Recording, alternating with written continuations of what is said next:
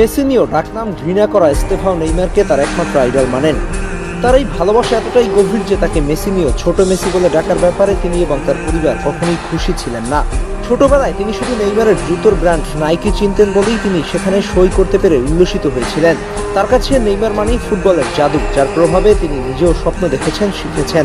তিনি মেসিকে সর্বকালের সেরা মানলেও নেইমারের স্টাইল এবং ব্যক্তিত্ব তাকে বেশি আকৃষ্ট করেছিল।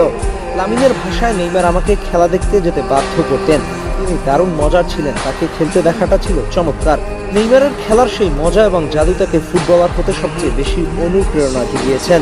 পিএসজির উঠতি তারকা ডেজিয়ারের দুয়ে শুধু নেইমারের বড় ভক্তি নন, বরং তাকে নিজের ফুটবল ক্যারিয়ারের একমাত্র আইডল বলে মানেন। ডেজিরে দুয়ে কখনোই তার আইডল নিয়ে দ্বিধা রাখেননি। তিনি প্রকাশ্যে নিজেকে নেইমারের সবচেয়ে বড় ফ্যান দাবি করেছেন। তার মতে নেইমার ফুটবল বিশ্বে অসাধারণ কিছু অর্জন করেছেন এবং তিনি চান তার পদাঙ্ক অনুসরণ করে নিজের ক্যারিয়ার গড়তে। তার খেলার ধরনেই নেইমারের প্রভাব সবচেয়ে বেশি স্পষ্ট। ড্রিবলিং, বল নিয়ন্ত্রণ এবং আক্রমণাত্মক ভঙ্গিতে তাকে নেইমারের উত্তরসূরি বললেও ভুল হবে না।